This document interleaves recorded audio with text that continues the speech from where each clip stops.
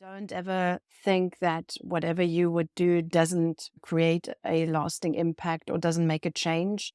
Even the smallest of actions create something. And I always say if everybody wouldn't look the other way, we'd most probably see a significant change in the world. Hi, and welcome to Lead Well. Today's podcast episode is a bit different because I'm taking part in something that is called the Podcaston. And this means that in this week, over 1,600 podcasters are interviewing and promoting charities or nonprofits.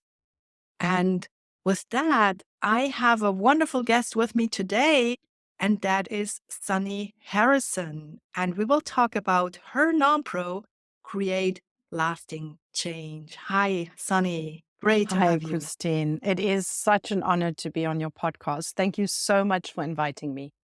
Absolutely. Because we have been friends for quite a while now, and I have witnessed your passion and your drive for this cause. So it was absolutely necessary for me to have you on this podcast today. Now, let me ask you a few questions, Sunny. So the first question really is, what inspired you to start Create Lasting Change? Was there a particular moment that sparked this journey? Yes, indeed. And it's a really great question. I get asked a lot about, why start a nonprofit? There's so many nonprofits out there. And I think the main driver for me was that what I was seeing, and there are some which absolutely need to have funding go to administrative costs. And absolutely, there's a critical need for shelters to have people paid or on payroll to ensure that everything is set up right and people show up, because volunteering is always non-committal, if you want. But what I was also seeing was that a lot of money or donations from people was going, for myself, at least from my point of view, into things that weren't necessary. And what I wanted to do was to actually set up a nonprofit where we can guarantee 100% of the donations would go to the causes and not be spent on administration fees or anything. So when we set up, and we've got a great team, we all decided there's going to be absolutely no costs incurred for anything. And if there are costs, then I actually go and pay in those costs. So for example, if you look at, you make a donation via a credit card and there's some transaction fees which will be deducted, then I will cover those transaction fees. If Wow. we transfer the money to one of our projects and there's bank fees incurred, then I will cover those bank fees. It's the same for the payment platform, for example, I pay those, and any other costs which would incur, that we make sure that if somebody donates, even just €5, that €5 is going to go A, to the project that they want, and B, it's going to be the full €5. Because I see a lot of these things where I donated a ton of money many, many years, and I saw like 60% of your donations will eventually get there. And again, some of it is justified. Some of it I would question just out of my point of view. And then the other part was, where does it really go? Do you actually see it at the end that it's really making the way where you wanted to have the money Wow. go to? So that's the guarantee, 100% to the Yes. cause. And what is the cause? What are you supporting with We've got foundation? many different ones. There is a reason for that as well. So we've got animal welfare, we've got environment, and we've got projects regarding supporting abused women and children. The reason we've gone as broad as we did is that we believe it's all interconnected. And there is a lot which we can showcase through our projects, how is it interconnected?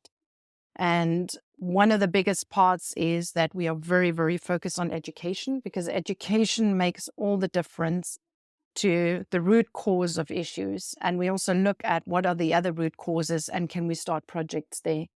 We support Namibia and South Africa. Also, we've got a project in Greece and in Lebanon.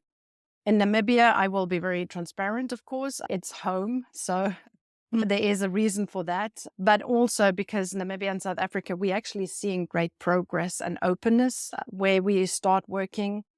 We've got Ian Bain's mobile clinic in Namibia. Fun fact is he used to be my vet. He sold his practice and set up the entire mobile clinic for driving up and down Namibia. We've got Have a Heart Namibia, which does phenomenal work. They all go into impoverished communities and do spay and neuter. Then we've got Paco Kids magazine, which are making such a fundamental impact alone for schools which don't even have books. And then in Cape Town, we've got Cape SPCA. They are doing just incredible work, again, with education, spay and neuter programs. And then the Abused Women's Center is Sarki Bartman. The work that they do, the education they do for young boys is really, really important. And the other one is then Kalimnos Cat Project, which does spay and neuter in, as I mentioned, Greece.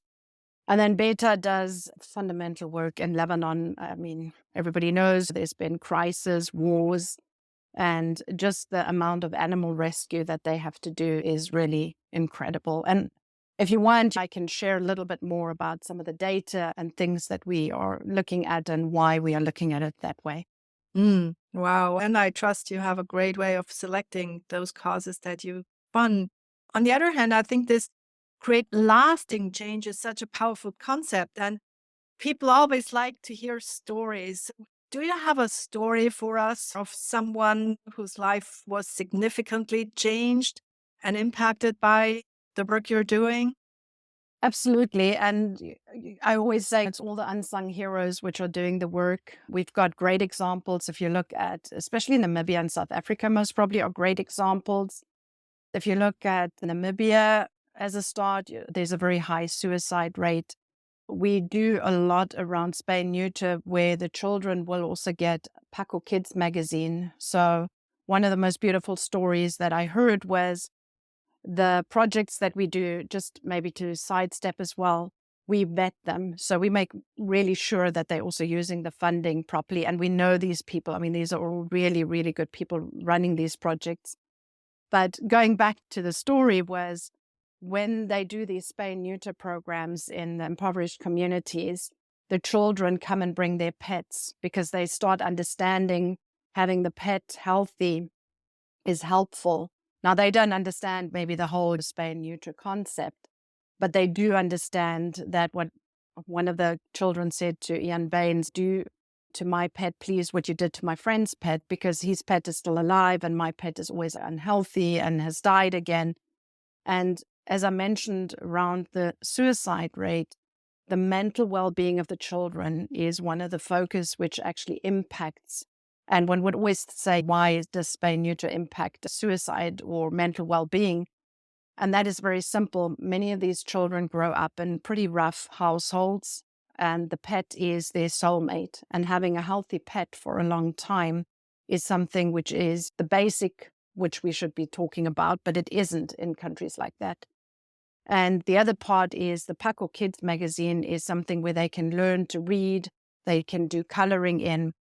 So coming back to the story, I know I've kind of digressed a little bit, but we had where they did a spay and neuter program in one of the cities. A little boy came and he brought his stuffed toy instead of a pet because he wanted the Paco Kids magazine.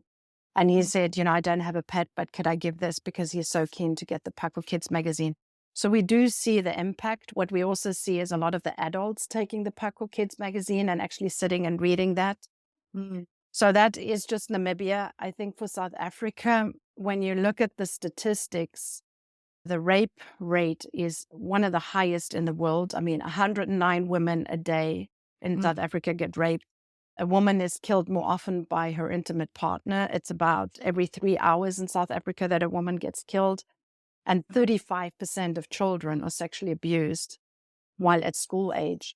And what we are seeing is that, especially Sarki Bartman, which is doing phenomenal work, they are actually educating the boys about why it's important to protect the mom, the sister, the friend. And what we've seen there is that the rape statistics are going down. Wow. So you can actually see these impacts. It's the same with Cape SPCA. They are educating the children on how to treat the animals, how to be kind to a dog. And when you suddenly see the bond that they build, that makes it all worthwhile. I mean, there's a lot of hardship that you get to see, but these moments is where we are definitely on the right path. Wow.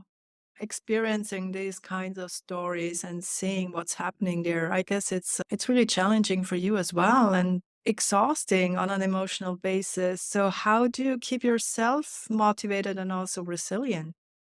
Oh, that is a very good question. I would say that knowing that we are making a difference is what keeps me going. And yes, I will be absolutely honest. There will be days where you question everything in the world. But for me, it is everybody that makes a difference will actually contribute to something better.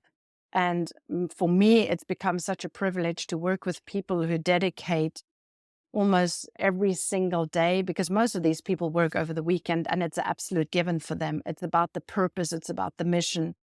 And getting to see that, or getting to see a child's eyes light up because he gets the Paco Kids magazine and there's no school books, or a pet suddenly being healthy in a family which couldn't afford medical care for their pet, all the way through to just seeing some of the rescued animals, which we see from Beta, do a complete transformation. Those are the things where I get my energy and sanity from, because I know that there is a difference being made. And I think that's how you can continue the mission as well. Wow. So from your perspective, for our listeners, Hmm. what would be one practical tip that they can use to start making lasting change for the world today? What can they do? What is one action that would inspire them to? Oh, one action I would say is never look the other way. Don't ever think that whatever you would do doesn't create a lasting impact or doesn't make a change. Even the smallest of actions create something. And I always say if everybody wouldn't look the other way, we'd most probably see a significant change in the world. And if everybody would understand that no matter how big the problem is, the smallest step you take, if we've got 1 million people taking small steps, you will really move things and create lasting change with that. Mm. And not look away, as you said. Yes, That's really absolutely. important. Well, well. So if someone wants to support your mission after Hmm. hearing our conversation, what's the best way to get involved? As always, with a nonprofit, we are very grateful for people donating. That does make a big difference. They get to choose which project they would like to donate to. We are definitely always in need, for example, Paco Kids magazine, spay and neuter programs, because again, everything is done for free. The magazines are distributed for free. And this is helping communities. This is helping mental well-being. It's education. We also run a couple of projects where we definitely will look for people that either have expertise or interest. We've completed one of the projects, which we'll talk about later on in the year. We've been able and very honored to work with Ruben and Semme, who are two documentary makers. They made a documentary from Ian Baines, and we've got another really nice surprise on a documentary coming later this year where I'm working with Ruben on. And we'll need support regarding promoting this, finding platforms where we can actually bring the documentaries to. And I would say anybody that is really interested, we've got a gala coming up. If you join our newsletter, you'll be invited. We'll do the gala this year by inviting people. Mm. And we'll definitely look forward to anybody that has skill set where they could say, you know what, we could help drive your social media. We could share your post. We've got an influencer who we could approach. So I think it's getting visibility for the work that we do would definitely also help a lot. So it's not only money, but also really involvement and help for your cause there. So, Absolutely. what is your vision for create lasting change over the next few years? What excites you most about the future? Where do you want to go? It is education, I would say. And when I talk about education, I don't mean just educating children. I mean educating the public, educating vets. There's a lot of programs and projects which we are running in the behind the scenes, which, as I said, we'll talk about more later in the year, but they will definitely help create a fundamental change and also the interconnection. And my vision is that we can actually create something substantial, which will help really move the needle, will help the education system understand that when we educate the young generation, when we educate people, that the misconception or and I'm saying ignorance in a kind word, because people just don't know what they don't know. But when they actually get to understand how does one thing impact not just one other thing, multiple different things, that's most probably where a big change can be created. The big, bold vision is for us that we would like to create a center, most probably in South Africa or Namibia, where we will be able to help women which are abused and children be able to take their pets with and go to that center together with their pets and don't have to leave them behind, because we know from statistics, we know from these women as well that very sadly the pets are then abused. And that is something which is, of course, for mental well-being, really weighs on the children and the women. Yeah, also because the pets become your best friend if you're in a Absolutely. difficult situation. Yeah, absolutely. Well, great. That's so wonderful. Well, thank you so much for all the change that you create for the world, Sunny. It's wonderful. I'm so glad we are connected, and I'm so grateful for everything you do. And thank you also very much for sharing your cause on this podcast today. And we will definitely share the links to Create Lasting Change website and also your social media sites so that everyone who wants to get in contact can do that. Because I think, as you said before, every single action matters. Every single one of us matters. And that's such an important thing to remember always. Absolutely. And Christine, again, thank you for having me on your podcast. We feel very honored and privileged for giving us a platform to talk about the mission, the vision, the work that we are doing. And also to you personally, thank you for your support since we've started the nonprofit. It's been quite a journey. You've always been part of that journey. And I just want to say personally, a big thank you to you as well. Well, thank you. And yes, let's see where we can take this. Thank you, Christine. Thank you. Bye. Bye. This was Lead Well. Now, what is the one thing that you're taking away from this episode? Please share in the comments below, and do share the podcast with your friends and family, but only if you like it.